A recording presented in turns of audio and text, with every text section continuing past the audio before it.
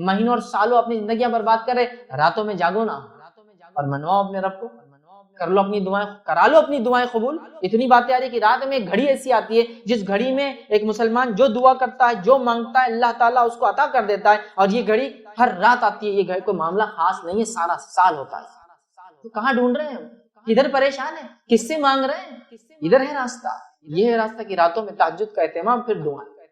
اور راتوں میں نماز کا اہتمام، پھر دعائیں، اور سجدوں میں دعائیں، اور استغفار، اور کثرت سے دعائیں، اور اللہ کی تسبیحات اور تلاوت قرآن نماز کی شکل میں یا بغیر نماز کے پڑھنے کی شکل، قرأت کی شکل، سمجھ رہے ہیں؟ تو بہرحال ہم کو یہ تمام چیزیں کرنا ہے۔ تو رات میں اگر انسان جاگتا ہے اور تہجد کا اہتمام کرتا ہے تو دلوں کو زندگی ملتی ہے،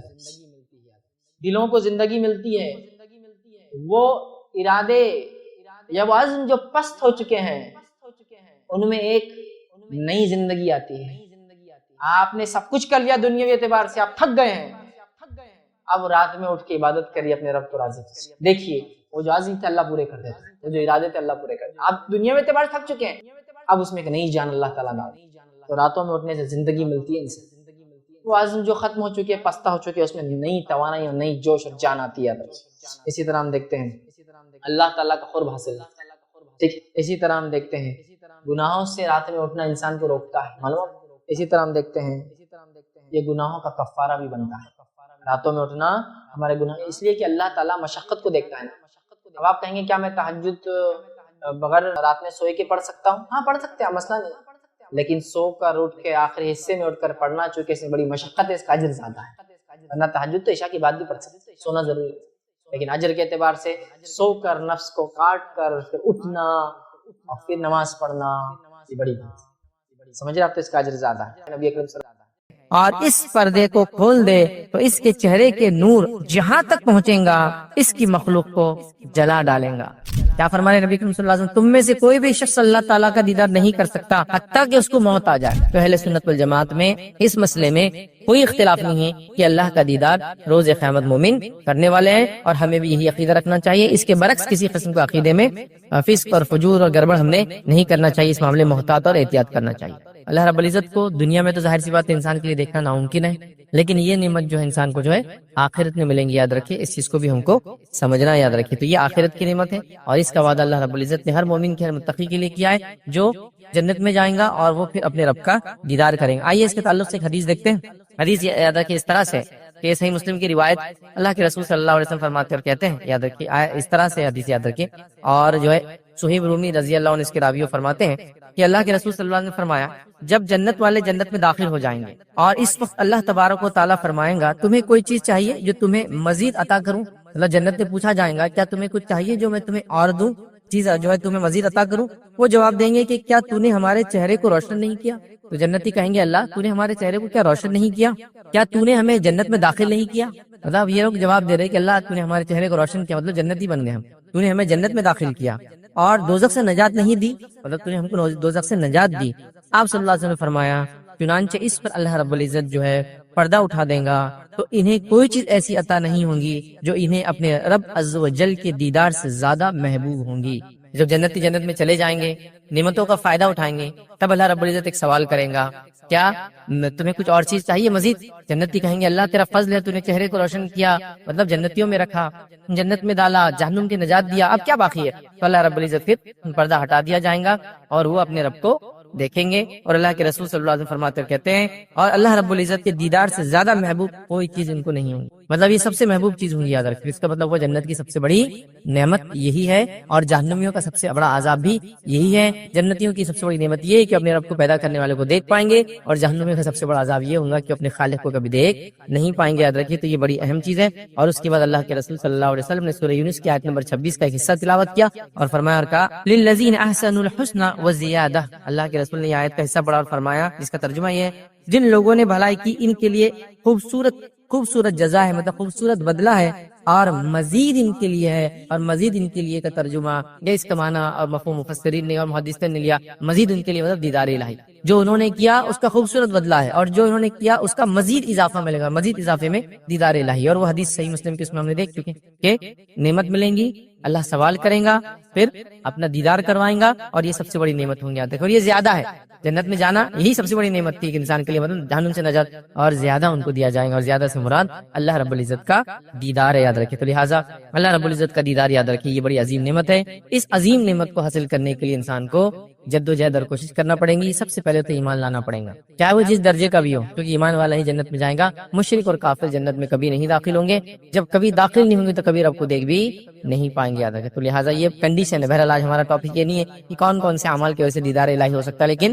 بیسک کرائٹیریا اور کنڈیشن تو یہ ہے کہ ایمان والا کفر کی حالت میں نہ مرے، اور پھر وہ اعمال کرے جن اعمالوں کے ذریعے انسان جنت میں جاتا ہے، ان اعمال سے بچے جس سے جہنم میں جاتا ہے، اور پھر خواہش رکھے دیدار کرنے کی اللہ کے، یہ تمام چیزیں مل کر پھر ایک مومن بندہ اللہ کا دیدار کرے گا، ٹھیک ہے۔ تو لہٰذا یہ ہم نے دیکھا۔ اب آئیے دیدار الہی کے تعلق سے کچھ باتیں ہم دیکھتے ہیں حدیث کی، جو قرآن میں اور سنت میں جو ملتی ہے، اور ساتھ میں جو ہے آج کے ٹاپک کو ہم 2 حصوں میں تبدیل کریں گے یا 2 حصوں میں بانٹیں گے۔ پہلا دیدار الہی کے تعلق سے ہم دیکھیں گے کہ قیامت کے دن اللہ کا دیدار برحق ہے، یہ ہونے والا ہے، اور دوسرا ٹاپک دیکھیں گے کہ دنیا میں اللہ کو ہم کیوں نہیں دیکھ سکتے، یا دنیا میں اللہ کو کیوں کوئی نہیں دیکھ سکا، ٹھیک ہے۔ یہ دونوں باتوں کو ایک ساتھ لیں گے تاکہ ساری کلیریفیکیشن ایک ساتھ ہو جاتی ہے۔ تو آئیے سب سے پہلے دیدار الہی، اللہ کا دیدار حق ہے۔ یہ بات میں اس لیے کہہ رہا ہوں کہ ایسے طبقے، ایسے فرقے، ایسے گروہ مسلمانوں میں گزرے جنہوں نے اللہ کے دیدار کا انکار کیا، جس میں سب سے پہلے جو ہے معتزلہ، ٹھیک ہے۔ یہ وہ فرقہ تھا، یاد رکھیں، جنہوں نے دیدار الہی کا انکار کیا اور قرآن کو سنت کے بغیر یا منمانی تشریحات سے انہوں نے قبول کیا، یاد رکھیں۔ اور یہ فرقہ عروج پہ تھا، خاص طور سے جب امام احمد بن حنبل رحمہ اللہ حیات تھے، اور ان کے حیات میں یہ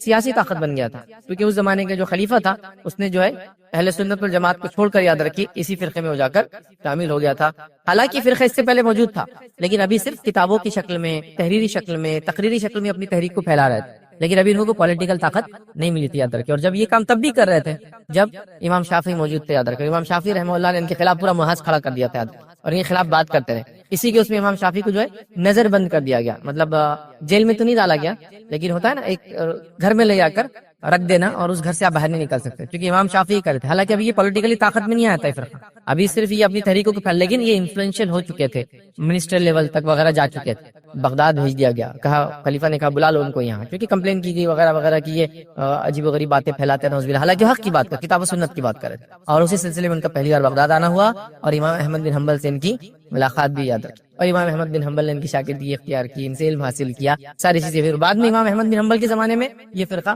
پولیٹیکل طاقت بن گیا، اور یہ حکومت کا عقیدہ یہی ہو گیا، یاد رکھیں۔ بہرحال تو وہ بھی ایک گروہ میں شامل ہے جنہوں نے کہا کہ اللہ کا دیدار نہ دنیا ممکن ہے نہ آخرت ممکن ہے، اور عجیب و غریب ہے دلائل، لیکن اللہ کا دیدار برحق ہے، کیونکہ یہ واضح دلائل سے، اور خاص طور سے بخاری اور مسلم کی روایت ثابت ہے، جس کے اندر کسی امت کی کسی طبقے کو انکار نہیں۔ انہوں نے بھی انکار کیا، لیکن تعویلات کی، ان باتوں منمانی تشریحات کی، بہرحال تو یہ چیز ثابت ہے، تو لہٰذا ہم کو عقیدہ رکھنا چاہیے۔ آئیے چند بات کے چند دلائل دیکھتے ہیں کہ دیدار الہی، اللہ کا دیدار کیسے حق ہے۔ پہلی دلیل اس کے لیے ہم دیکھیں گے اللہ رب العزت کا فرمان کہ اللہ کو لوگ دیکھیں گے۔ اللہ سبحانہ تعالیٰ فرماتا کہتا ہے سورہ قیامت سورہ نمبر 75 اور اس کی آیت نمبر 22 اور 23 میں اللہ فرماتا کہتا ہے وجوہ یومئذ ناظرہ الی ربہا ناظرہ۔ اللہ فرماتا اور کہتا ہے اس روز جنتیوں کے چہرے جو ہے شگفتہ تر و تازہ ہوں گے اور با رونق ہوں گے۔ اللہ فرماتا کہتا ہے اور با رونق ہوں گے اور دیدار الہی سے مشرف ہوں گے، کہ اس دن مومنوں کے چہرے ایک دم جس کو ہم کہتے ہیں تر و تازہ ہوں گے، اور تر و تازہ کے ساتھ ساتھ یاد رکھیے رونق دار ہوں گے، اور وہ اللہ رب العزت فرماتا ہے دیدار الہی سے مشرف ہوں گے۔ تو یہ قرآن کی یاد رکھیے دلیل ہے کہ مومن اللہ کا دیدار کریں گے، یاد رکھیے۔ اسی کے ساتھ ساتھ یاد رکھیے صحیح بخاری کی روایت ہے، یہ بھی ایک دلیل ہے جس میں عدی بن حاتم رضی اللہ عنہ یاد رکھیے، یہ کہتے ہیں کہ نبی اکرم صلی اللہ علیہ وسلم فرمایا کہا کہ آپ سب سے عنقریب اللہ تعالیٰ سے ہم کلام ہونے والے ہیں، اس طرح کہ آپ کے اور اللہ کے درمیان کوئی ترجمان یا حجاب نہیں ہوں گا، یاد رکھیں۔ مطلب نبی اکرم صلی اللہ علیہ وسلم فرما رہے کہہ رہے ہیں کہ سب سے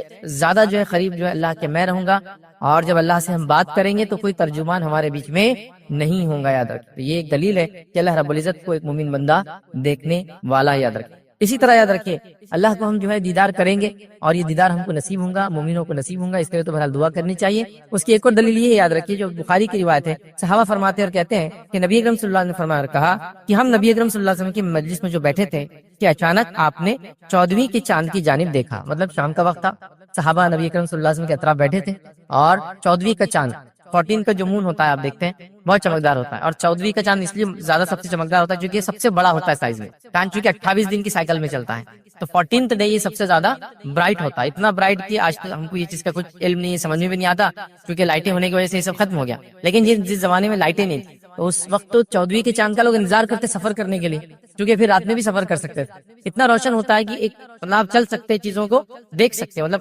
کلیئر نہیں بٹ سب چیزیں آپ کو نظر آ سکتی، اتنا اچھا کلیئر ہوتا ہے، تو لہٰذا 14ویں کا چاند تھا، صحابہ نبی اکرم صلی اللہ علیہ وسلم کے طرف بیٹھے تھے، تو آپ نے 14ویں کے چاند کی طرف دیکھ کر آپ نے فرمایا آپ اپنے رب کو اسی طرح دیکھیں گے، صحابہ سے کہہ رہے کہ تم اپنے رب کو اسی طرح دیکھو گے جس طرح یہ چاند دیکھ رہے ہو، مطلب تم لوگ اللہ تعالیٰ کو ویسے ہی دیکھو گے جس طرح سے چاند کو دیکھ رہے ہیں، اور رب تعالیٰ کو دیکھنے میں کوئی مشکل نہیں ہوگی، اور اللہ تعالیٰ کو دیکھنے میں تم لوگوں کو کوئی مشکل نہیں ہوگی، اگر آپ نماز عصر اور نماز فجر کو وقت پر ادا کرنے کی استطاعت پاتے ہیں تو ایسا کرتے رہیں، مطلب 14ویں کا چاند ہے، صحابہ موجود ہے، نبی کریم صلی اللہ علیہ وسلم فرما رہے ہیں جس طرح سے تم 14ویں کی چاند کو دیکھتے ہو اسی طرح اپنے رب کو روز قیامت دیکھو گے، اور اس کے لیے جو چیز کرنا ہے وہ ایک بات بھی اس کے اندر آ رہی ہے، کہا اگر نماز عصر نماز فجر کو وقت پر ادا کرنے کی استطاعت پاتے ہو تو ایسا کرتے رہنا، دیدار الہی کی بات ہو رہی ہے اور عصر اور فجر کی بات کی جا رہی ہے، اس سے علماء لکھتے ہیں کہ عصر اور فجر کی نماز جو پڑھے گا ریگولرلی وہ دیدار الہی کرے گا، یا ایک سبب ہے یہ دیدار الہی کا۔ آپ کو یہ کہیں گے باقی 3 نمازوں کا کیا،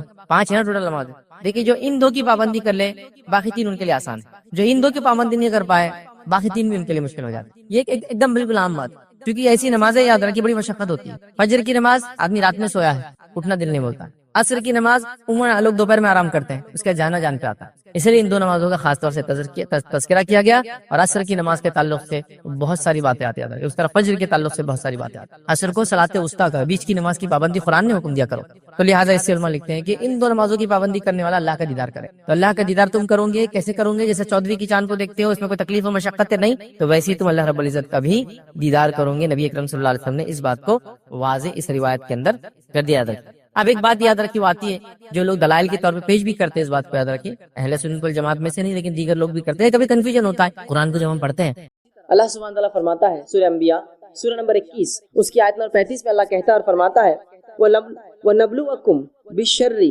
وَالْخَيْرِ فِتْنَةٌ وَإِلَيْنَا تُرْجَعُونَ، اللہ فرماتا اور کہتا ہے ہم بطریق امتحان، ہم بطریق آزمائش تم میں سے ہر ایک کو برائی اور اچھائی سے جو ہے ٹیسٹ کرتے ہیں، ہم بطریق امتحان تم میں سے ہر شخص کو اچھائی دے کر اور برائی دے کر جو ہے جانچتے ہیں، امتحان کرتے ہیں، بھلائی میں مبتلا کرتے ہیں، اور تم سب کو ہماری ہی طرف لوٹ کر آنا ہے۔ تو اس آیت میں اللہ یہ فرما رہا ہے کہ یہ ہمارا طریقہ ہے کہ ہم ایسا ٹیسٹ کرتے ہیں، ایسا امتحان لیتے ہیں لوگوں کو اچھائی دے کر اور برائی دے کر، شر اور خیر دے کر، شر اس اعتبار سے کہ ظاہری طور سے لگے مجھے کہ اگر میں ایمان پر چلوں تو دنیاوی نقصان ہوگا، مجھے لگتا ہے، لیکن اس میں آخرت کے اعتبار سے خیر ہے، یا اس اعتبار سے کہ اللہ ہمیں خیر دے دیتا ہے اور آزماتا ہے کہیں شر کی طرف متوجہ تو نہیں، تو گویا اللہ نے جو خیر اور شر دیا ہے یہ دونوں کے ذریعے اللہ رب العزت ہمیں اور آپ کو آزماتا ہے، یاد رکھیے انسانوں کو آزماتا ہے، اس کا اصل مقصد ہی یاد رکھیے انسانوں کی آزمائش ہے، تو اللہ رب العزت نے اس چیز کو اعلان کر دیا کہ خیر اور شر کے ذریعے اللہ سبحانہ تعالیٰ مجھے اور آپ کو آزماتا ہے، یاد رکھیے۔ تو کسی چیز کا خیر ہونا اس میں کیسی آزمائش یہ ہے کہ اللہ نے بہت ساری نعمتیں دنیا کی دے رکھی ہے، اب جانچنا چاہتا ہے کیا حرمت سے بچتے ہو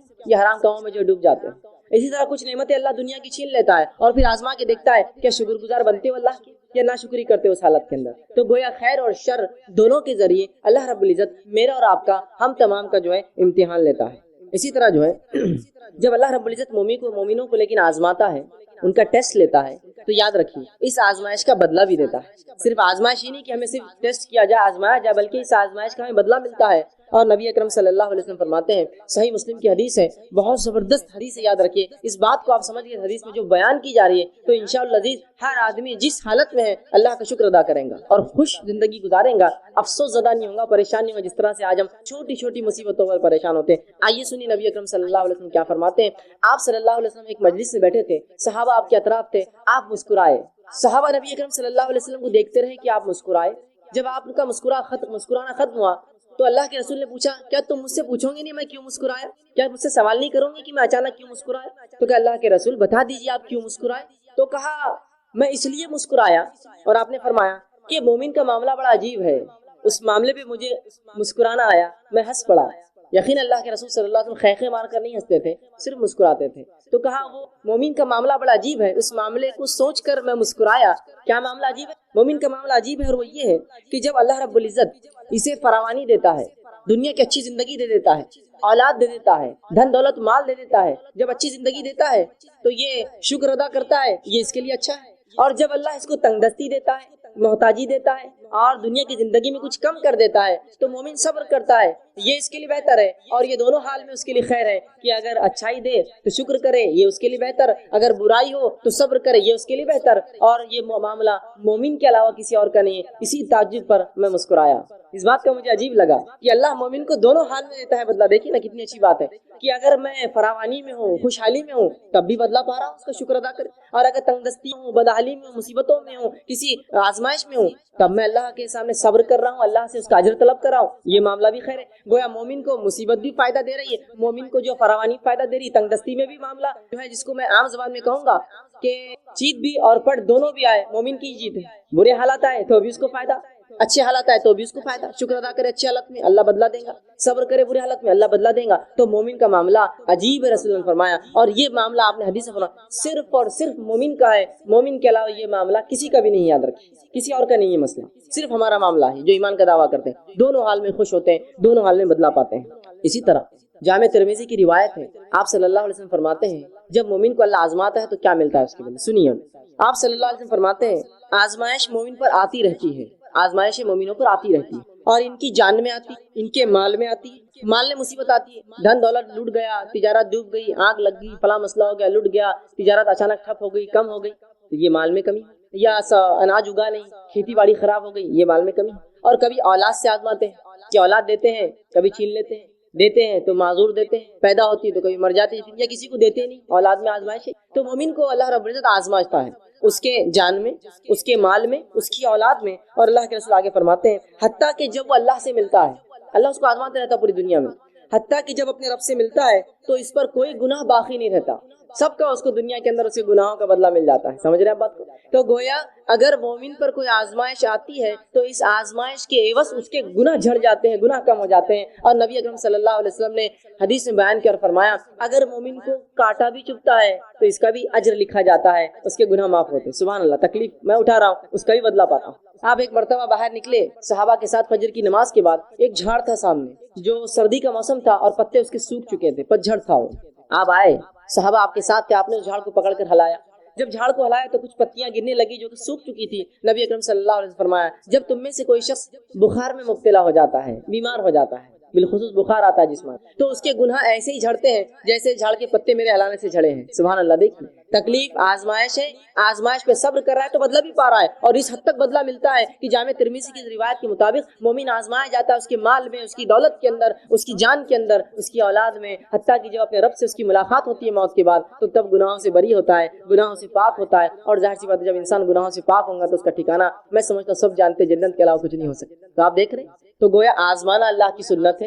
اور آزمائش کا مومن کو بدلہ ملتا ہے۔ اچھے اگر حالات ہے تو شکر کرے، برے حالات ہے تو صبر کرے، دونوں حالات میں مومن اس کا بدلہ پاتا ہے۔ اور مومنوں کو جو آزمائشیں آتی ہے وہ ایسا بدلہ دیتی ہے کبھی کبھار کہ وہ اتنا آزمایا جاتا ہے کہ روز قیامت اس پر کوئی گناہ باقی نہیں رہتا، وہ بالکل جو ہے اللہ کے سامنے ایسا حاضر ہوتا ہے کہ وہ جو ہے بالکل گناہوں سے پاک اور جو ہے صاف ہوتا ہے۔ تو گویا مومن پر جو بھی مصیبتیں آفتیں آتی ہیں اللہ رب العزت اس کا بدلہ بھی دیتا ہے۔ اب اللہ رب العزت کس کو آزماتا ہے یہ بات بھی اب جان لیں۔ کبھی کبھار ہوتا ہے اگر کوئی آزمائش میں مبتلا ہو جائے تو ہم کہتے ہیں ہاں بڑا بات کر رہا تھا، دین کی بڑی بات کر رہا تھا، فلاں دیکھو پھنس گئے نا، دیکھو مصیبت آئی نا۔ جب ہمارے جیسے تھے تو اچھی زندگی گزار رہے تھے، خامخواہ ایمان کی باتیں کر رہے تھے، خامخواہ اپنے آپ کو مسلمان بتا رہے تھے، تجارت بیٹھ گئی نا، معاملہ ختم ہو گیا نا، فلاں چیز ہو گئی، ان کی نظر لگ گئی، ان کی نظر پڑ گئی، یہ اب تم پہ نظر رکھ رہے، فلاں ہو رہا، یہ ہو رہا، وہ کتنے مسائل لوگ بیان کرتے ہیں۔ اب آئیے سنیے اللہ کس کو آزماتا ہے، تو اللہ رب العزت یاد رکھے صرف انہی کو آزماتا ہے جن سے وہ محبت کرتا ہے۔ یاد رکھے اللہ انہی کو آزماتا ہے جن سے وہ محبت کرتا ہے۔ اسی لیے تو صحابہ چاہتے تھے کہ جب ان کو آزمائش نہیں ہوئی تو کیوں نہیں ہوئی ہماری آزمائش، کہ بدلہ تو نہیں مل جا رہا آخرت کا، اسی لیے تو سوچتے تھے، اس لیے کہ وہ جانتے تھے اللہ جن سے محبت کرنا آزماتا ہے۔ آئیے دلیل میں آپ کو دیتا ہوں، جامع ترمذی کی روایت جو میں نے آپ کے سامنے دو حدیثیں جو ہے تلاوت کی، اس میں سے پہلی حدیث تھی جامع ترمذی کی روایت ہے، نبی اکرم صلی اللہ علیہ وسلم فرماتے کہتے ہیں ان اللہ تعالی اذا احب قوما ابتلاهم، جب اللہ کسی قوم سے محبت کرتا ہے، کچھ لوگوں سے جب اللہ محبت کرتا ہے تو انہیں مصیبت میں ڈال دیتا ہے، مبتلا کرتا ہے، آزماتا ہے انہیں۔ اب چاہے یہ معاملہ فرد کا بھی ہو سکتا ہے، چاہے یہ معاملہ قوم کا بھی ہو سکتا ہے، چاہے معاملہ جماعت کا ہو سکتا ہے، تو جب بھی اللہ رب العزت محبت کرتا ہے کسی قوم سے، اسے آزماتا ہے، اسے مبتلا کر دیتا ہے۔ دوسری حدیث بخاری کی، صحیح بخاری کی، جس میں نبی اکرم صلی اللہ علیہ وسلم فرمایا، سنیے اس حدیث کے الفاظ کا ہے، من یرید اللہ بہ خیرا، جب اللہ کسی کے لیے بھلائی چاہتا ہے، ہم تو سمجھتے ہیں آزمائش تو برائی کی وجہ سے آتی ہے، سنیے، من یرید اللہ بہ خیرا، جب اللہ کسی کو خیر دینا چاہتا ہے، اچھائی بخشنا چاہتا ہے، تصب من، اس کو مصیبت میں ڈال دیتا ہے، اس لیے کہ جب مومن مصیبت میں آتا ہے تو مصیبت کا اس کو بدلہ ملتا ہے، تو جب اللہ کسی مومن کے لیے خیر چاہتا ہے اسے مصیبت میں ڈال دیتا ہے، اور مصیبت میں مومن پڑ کر اگر صبر کرتا ہے تو اس کا بدلہ پاتا ہے، اور اتنا بدلہ پاتا ہے صبر کے مطابق کہ آخرت میں جب رب کے پاس حاضر ہوں گا تو کوئی گناہ اس پہ باقی نہیں رہیں گا۔ تو اللہ جس سے ناراض ہوتا ہے ان کو تو عذاب دیتا ہے، آزماتا، آزمائش اور عذاب الگ چیز ہوتی ہے، ان کو پہ عذاب آتا ہے، زلزلے آتے ہیں، طوفان آتے ہیں، اور پتہ نہیں کیا کیا ہوتا ہے، لیکن جب کسی قوم کو وہ محبت کرتا ہے تو ان کو مبتلا کرتا ہے، ان کو آزماتا ہے کچھ چیزوں سے، جیسا کہ اگر میں دعویٰ کروں میں ایمان لایا تو اللہ آزماتا پھر بیماری دے کر، کئی بیماری میں شرک تو نہیں کرتا ہے، یہ تو دعویٰ کیا مجھ پر توحید کا، ایک اللہ کو ماننے کا، اب بیماری دو اس کو دیکھتے ہیں شرک کرتا ہے کیا، اولاد مت دو اس کو دیکھتے ہیں یہ کسی اور کے در پر تو نہیں جاتا اور جھکتا ہے، چلو آزماؤ، اب اس نے دعویٰ کیا نا ایمان کا، تو یہ ابتلا مبتلا، یہ آزمائش ہے، وہ عذاب ہوتا ہے جس میں لوگ ہلاک اور برباد ہو جاتے ہیں۔ تو یہاں اللہ کے رسول نے بیان کر دیا کہ نبی اکرم صلی اللہ علیہ وسلم نے بیان کر دیا کہ جن لوگوں کو اللہ محبت کرتا ہے انہی کو ابتلا کرتا ہے، انہی کو جو ہے مصیبت دیتا ہے۔ اب جو ہے اللہ رب العزت کس کو کتنا آزماتا ہے، یاد رکھیے ہر شخص کو اللہ رب العزت اتنا ہی آزماتا ہے جتنا اس کا ایمان ہوتا ہے اور جتنی اس کی طاقت ہوتی ہے، دونوں باتیں، جتنا ایمان میں انسان بلند ہوگا اس کی آزمائش اتنی زیادہ ہوں گی، بات یاد رکھیے آپ، جتنا ایمان میں بلند ہوگا آزمائش اتنی زیادہ، اسی لیے انسانوں میں سب سے زیادہ جو آزمائے جاتے ہیں وہ کون ہے، وہ انبیاء علیہ الصلوۃ والسلام، اس لیے کہ ان کا ایمان سب سے اونچا ہوتا ہے، آزمائش ان کی سب سے زیادہ ہوتی ہے، اس کے بعد ان کے اصحاب جو ان پر ایمان لایا، اس کے بعد جو ان کے طریقے پہ چلا، اور جو اس کے بعد تو اللہ رب العزت جو ہے ایمان کے مطابق ایک انسان کو آزماتا ہے، جس کے تعلق سے ابن ماجہ کی روایت ہے، سنن ابن ماجہ کی روایت ہے، نبی اکرم صلی اللہ علیہ وسلم فرماتے، دیکھیے آپ نے کتنی پیاری بات فرمائی اور کہا سب سے زیادہ جو انسانوں میں آزمائے جاتے ہیں وہ انبیاء ہے، سب سے زیادہ انسانوں میں جو آزمائے جاتے ہیں وہ انبیاء ہے، اس لیے کہ انبیاء ایمان میں سب سے زیادہ ہوتے ہیں اور ان کا ایمان صرف بلند اور بلند ہوتا ہے، یاد رکھیں انبیاء کی ایمان کی خصوصیت یہ صرف بلند ہوتا ہے، بڑھتا ہی رہتا ہے، عام لوگوں کی، ہم لوگوں کی ایمان کی خصوصیت یہ کہ چڑھتا اور کم ہوتا ہے، اترتا ہے اور چڑھتا ہے، زیادہ اور کم ہوتا رہتا ہے، تو فرمایا سب سے زیادہ جو لوگوں میں آزمائے جاتے ہیں وہ انبیاء ہے، وہ ہماری جماعت ہے، انبیاء کی جماعت ہے۔ اس کے بعد آپ صلی اللہ علیہ وسلم فرمایا اس کے بعد دوسرے لوگ جو آزمائے جاتے ہیں وہ ہے جو علماء حق ہوتے ہیں، جو انبیاء کے وارث ہوتے ہیں اور حق کی بات، نبیوں کی بات انسانوں تک پہنچاتے ہیں، یہ دوسرے لوگ ہیں جو سب سے زیادہ آزمائے جاتے ہیں، علماء حق۔ اور پھر آپ صلی اللہ علیہ وسلم نے آگے فرمایا اور کہا کہ ان میں سے کچھ لوگ، مطلب انبیاء اور علماء، اور پھر فرمایا پھر اس کے بعد صالحین، نیکوکار، جو صالح لوگ ہوتے ہیں، اچھے لوگ ہوتے ہیں، نیکوکار ہوتے ہیں، یہ تیسرے نمبر پہ آزمائے جاتے ہیں، تو پہلے نمبر پہ انبیاء، دوسرے نمبر پہ علماء حق، تیسرے پہ صالحین، اور فرمایا ان میں سے کچھ ایسے بھی تھے، انبیاء میں سے، علماء حق میں سے اور صالحین میں سے ایسے بھی تھے کہ اللہ نے اتنا کڑا آزمایا، ایسی بیماریوں میں ان کو ڈالا کہ ان کے جسم کے اندر ان بیماریوں کی وجہ سے کیڑے پڑ جاتے تھے۔ اگر آج کے دور میں کسی انسان کو میں دیکھوں جس کے جسم میں کیڑے پڑ جاتے، میں کہوں گا یہ تو بڑا بدبخت ہوگا، غلیظ ہوگا، پتہ نہیں کیا کیا ہوگا، میں یہ نہیں سوچوں گا اس کی آزمائش ایمان کے مطابق، وہ آزمائش ہے اس کی۔ تو کہا کچھ ایسے تھے انبیاء اور ایسے صالحین گزرے ہیں، ایسے علماء گزرے ہیں جن کو اللہ نے ایسا آزمایا کہ جسم میں بیماری دے دی جس سے ان کے جسم میں کیڑے پڑ گئے، اور فرمایا اس کے بعد اور کچھ کو ایسے آزمایا کہ اتنی غربت دی، جسم سے پہلے آزمایا کیڑے پڑ گئے، ایسی غربت دی کہ پہننے کو ٹاٹ کے کپڑے ہوتے تھے، ٹاٹ جو سب سے بدترین، سب سے کھدڑ، سب سے موٹا کپڑا ہوتا ہے جو کوئی پہنتا نہیں ہے، ہوتا ہے نا موٹا کپڑا، تو اتنے غریب تھے مالی اعتبار سے کہ ٹاٹ پہنا کرتے تھے، کپڑے بھی نصیب نہیں ہوتے تھے، ٹاٹ پہنا کرتے تھے۔ اور کچھ تو ایسے تھے، ان میں رسول اللہ صلی اللہ علیہ وسلم فرماتے ہیں کہ جو کچھ غریب اتنے کہ انہوں ٹاٹ کا کپڑا پہنتے تھے، لیکن وہ اس حالت میں انبیاء، علماء اور صالحین اس حالت میں اتنے خوش تھے جتنے تم اچھی حالت میں بھی خوش نہیں رہتے ہو۔ یہ انبیاء، صالحین، علماء ایسی حالت میں جب جسم میں کیڑے پڑ گئے ہیں، پہننے غربت سے کپڑے تک نہیں ہیں، اتنے خوش تھے کہ تم مست حالت میں، اچھی حالت میں بھی جتنے خوش نہیں ہوتے ہو، یہ اس سے زیادہ خوش تھے یہ لوگ۔ تو پتہ چلا انبیاء علیہ الصلوۃ والسلام، علماء حق اور نیکوکاروں کا اللہ آزماتا ہے، اور یہ آزمائش میں ان کے لیے مزہ ہے، لطف ہے، اس لیے کہ رسول اللہ نے بیان کر دیا تم جتنے اچھی حالت میں خوش نہیں ہوتے ہو، یہ اس سے زیادہ اس حالت میں خوش تھے جب انہیں اللہ رب العزت نے آزمایا۔ تو آزمائش یاد رکھیے اللہ انہی کے ساتھ کرتا ہے جن سے محبت کرتا ہے، ہر آزمائش کے بدلے بدلہ انسان کو بدلہ ملتا ہے، اجر ملتا ہے، اور جتنا زیادہ ایمان اتنی زیادہ آزمائش اور اتنا زیادہ بدلہ بھی ملتا ہے۔ جیسے کہ نبیوں میں جن کو اللہ نے بیماری سے آزمایا، ان میں ایوب علیہ السلام ایک بہت زبردست مثال ہے۔ نبی اکرم صلی اللہ علیہ وسلم فرماتے ہیں ایوب علیہ السلام 18 سال بیمار رہے، اس حد تک بیمار ہوئے کہ جسم سڑ چکا تھا بیماری سے، اور تمام خاندان کے افراد بھاگ گئے تھے چھوڑ کر، سوائے بیوی کے اور 2 رشتہ داروں کے جو روزانہ یا کبھی کبھار آ کر ملا کرتے تھے، باقی سب بھاگ گئے تھے چھوڑ کر۔ جب 18 سال گزر گئے تو وہ جو 2 لوگ ملنے آیا کرتے تھے ان کو شک ہوا، اور دونوں نے ایک دوسرے سے کہا کہیں ایوب نے کوئی بہت بڑا گناہ تو نہیں کیا جو اللہ اتنا اس کو آزما رہا ہے کہ 18 سال سے اس کی بیماری کو شفا نہیں ملتی ہے، وہ بیمار ہے، غربت آ گئی، اس کی اولاد مر گئی، اس کا سب کچھ لٹ گیا اور اس کا جسم تک خراب ہو گیا اور سڑ گیا، تو کہیں ایوب نے کوئی گناہ تو نہیں کیا جو اللہ اس کو اتنا آزما رہا ہے، اتنا تکلیف دے رہا ہے۔ بہرحال وہ یہ بات کرتے ہوئے آ ہی رہے تھے، رسول اللہ فرماتے کہ ایوب علیہ السلام جو ہے بیت الخلاء کے لیے گئے، ان کی بیوی ان کے ساتھ تھی۔ جب وہ گئے تو اللہ نے 18 سال بعد ان کی بیماری سے شفا دے دی، شفا یاب ہو گئے، نئی جسم دے دی اور جوان بنا دیا ان کو۔ جب وہ جوان ہو کر بیت الخلاء سے واپس آئے تو ان کی بیوی نے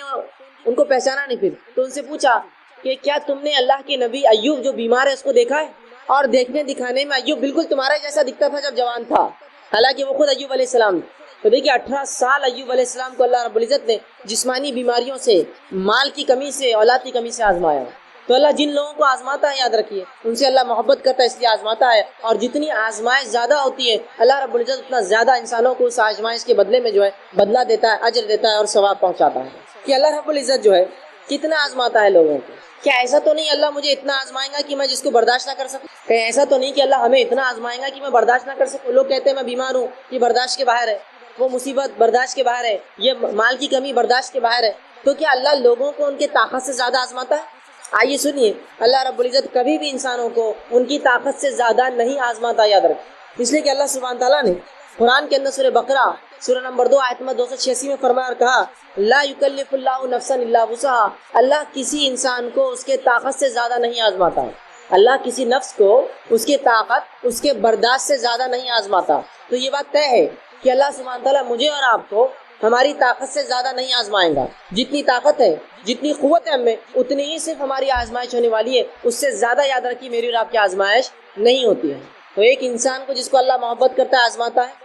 آزماتا ہے تو اس کا بدلہ دیتا ہے، آزمائش ان کی ہوتی ہے جن سے محبت کرتا ہے، اور اتنا ہی آزماتا ہے جتنی مجھ میں اور آپ میں آزمائش برداشت کرنے کی طاقت ہوتی ہے، اتنا ہی آزماتا ہے۔ تو اگر کوئی انسان بیمار ہے تو یہ بیماری برداشت کرنے کی طاقت تھی تبھی اللہ نے دی، کوئی انسان غربت میں ہے، یہ غربت برداشت کرنے کی طاقت تھی تبھی اللہ نے دی، یاد رکھیے، کیوں تو اللہ رب العزت کسی پر ظلم نہیں کرتا، یاد رکھیے یہ بات طے ہے۔ ہم آئیے آگے ہم دیکھتے ہیں جب ہماری آزمائش ہو، اور ایسی آزمائش جو بھی آزمائش ہے وہ ہم برداشت کر سکتے ہیں، ہم ایسی حالت میں کیا کریں؟ جب اللہ ہمیں آزما رہا ہے تو ہم ایسی حالت میں کیا کریں؟ تو سب سے پہلی چیز، جب بھی آزمائش آئے ہمیں صبر کرنا چاہیے، ہمیں صبر کرنا چاہیے اور اللہ سے توقع رکھنی چاہیے کہ اس آزمائش کے بدلے اللہ ضرور بھی ضرور ہمیں بدلہ دیں گا، بہترین اجر دیں گا۔ جب بھی ہم پر آزمائش آئے تو ایک مومن کا کام ہے 2 کام کرے، پہلا صبر کرے اور دوسرا اللہ سے امید کرے کہ اللہ رب العزت اس آزمائش کے بدلے مجھے اور آپ کو اجر دینے والا، یاد رکھیں۔ آئیے اس کے تعلق سے سنن نسائی کی حدیث ہے،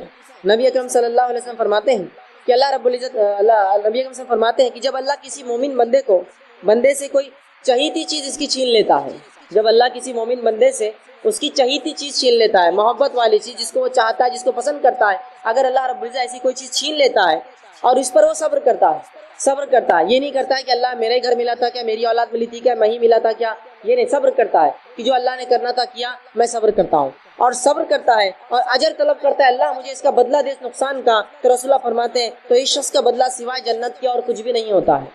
جب ایک اللہ کسی کو آزماتا ہے، اس آزمائش پہ صبر کرتا ہے، اللہ سے توقع کرتا ہے اللہ اس آزمائش کا مجھے بدلہ دے، تو رسول اللہ صلی اللہ علیہ وسلم فرماتے ہیں ایسے شخص کو سوائے جنت کے اللہ کچھ نہیں دیتا۔ مطلب آزمائش میں جب آدمی صبر کرتا ہے تو اللہ اس کو جنت اس کے بدلے میں عطا کرتا ہے۔ یہ حدیث بالکل واضح ہے کہ جب اللہ کسی چہیتی چیز کو چھین کر آزماتا ہے اور انسان صبر کرتا ہے